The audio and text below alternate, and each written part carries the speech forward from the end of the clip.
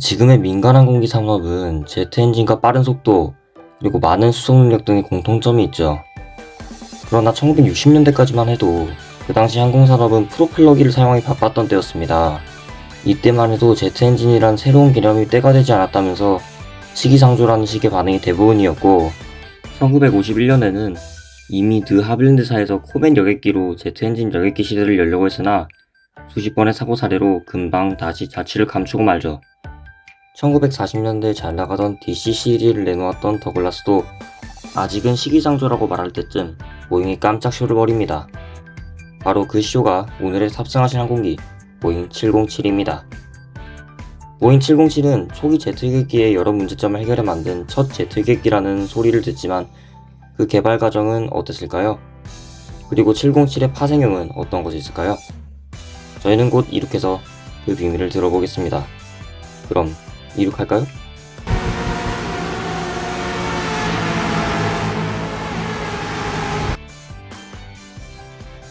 1950년대 초 세계 민항기 시장은 록히드와 더글러스 같은 기업들이 프로펠러 여객기로 주도하고 있었습니다. 당시 보잉은 주로 B-47, B-52 같은 군용 폭격기를 만들던 회사였는데 보잉의 CEO였던 윌리엄 앨런은 미래의 항공시장의 주역이 제트 여객기가 될 것이라고 확신했습니다. 이 확신이 결국 707을 만드는 계기가 되었죠. 갑자기 민항 제트 항공기로 사업을 변경하려고 하니 거의 회사 자금 수준에 맞먹는 비용이 필요했는데요. 무려 당시 1600만 달러를 들여 초기 보잉 707을 개발해야 하는 상황이었습니다. 이는 당시 잘못하면 회사가 망할 수도 있는 상황이었죠. 자신이 제트 여객기를 개발하고 있다는 사실을 다른 회사들이 알지 못하도록 기존 프로펠러 수송기 KC-97의 개량형인 것처럼 보이는 대시-80이라는 위장 명칭을 붙였습니다.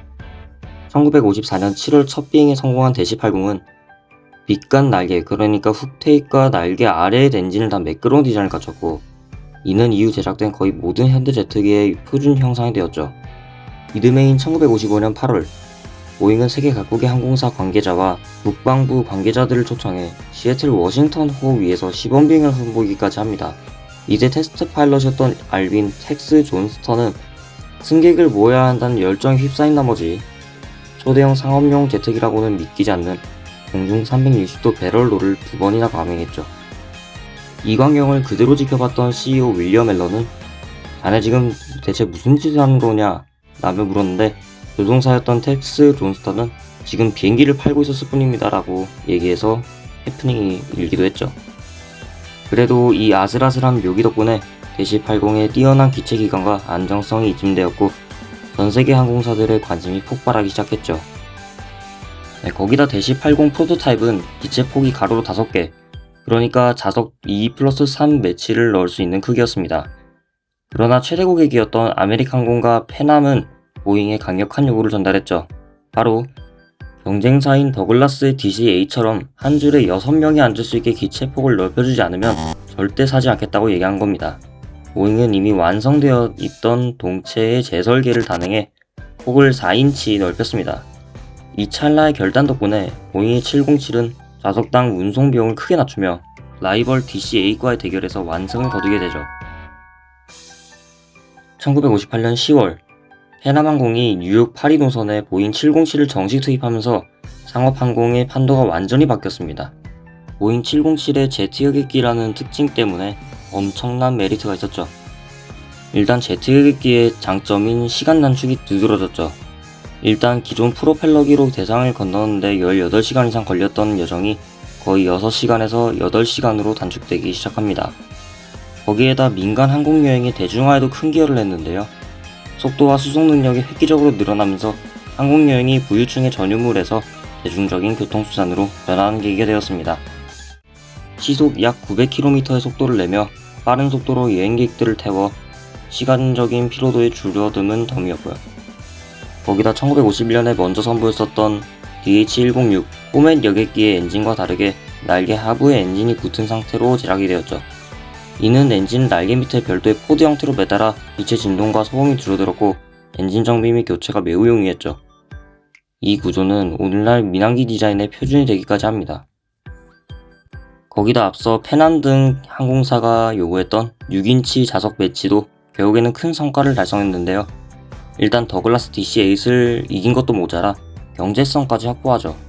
한 번에 더 많은 승객을 채울 수 있었으니까요. 거기다 8,000km에서 약 11,000km까지의 항속거리를 자랑했으며 태평양, 대서양 횡단 노선에 직접 투입될 수 있는 뛰어난 연료 적재 능력과 항속거리까지 갖췄죠. 제트 엔진의 충분한 출력 덕에 높은 순항 고도, 그러니까 3만 피트 이상에서 안정적으로 비행할 수 있어 승차감이 좋은 건 덤이었죠. 또한 원래 개발될 때부터 군용기의 파생형으로 개발이 되었던 덕에 뛰어난 기체 내구성과 확장성도 갖추고 있었죠. 군용기 파생형, 특히 공중교부기 KC-135는 현재까지도 비행을 하고 있는 현역 기체입니다. 물론 엔진을 싹 다 갈아 끼우고 항정 장비를 업그레이드한 채 거의 50년 넘게 비행을 했으니까요.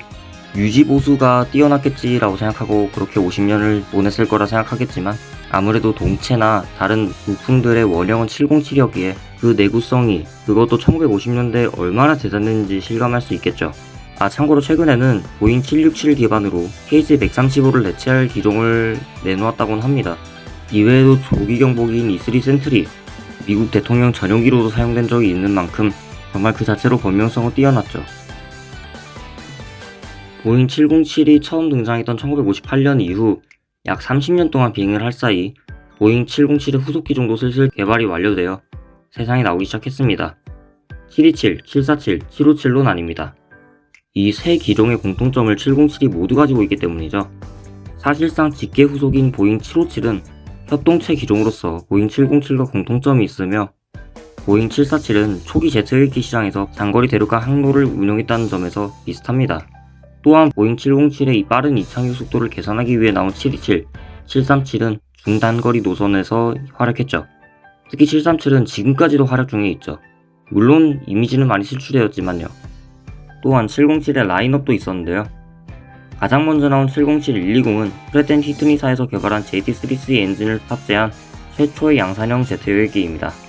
707-138은 오스트레일리아의 퀀타스 항공의 요청으로 장거리 비행을 위해 동체 길이를 약 3m 줄여 무게를 낮춘 특수기종이죠.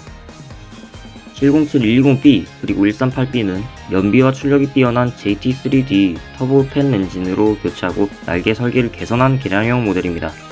후에 나온 707-220 시리즈는 고온, 고고도형 기체로 남미 지역 등의 운항을 위해 120형 기체에 더 강력한 JT4A 엔진을 탑재한 모델입니다.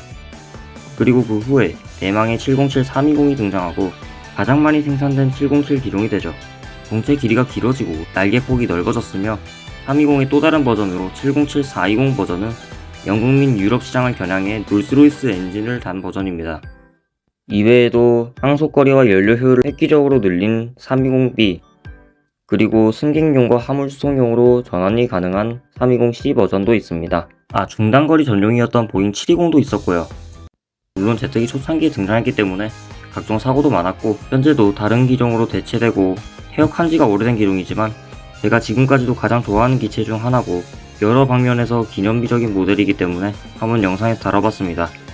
말을 하다보니 어느새 활주로가 보이네요. 저희는 곧 착륙하도록 하겠습니다. 시청해주셔서 감사하고요. 게임실험소였습니다. 구독과 좋아요는 큰 힘이 되고요. 수압을 챙기는 거 잊지 마세요.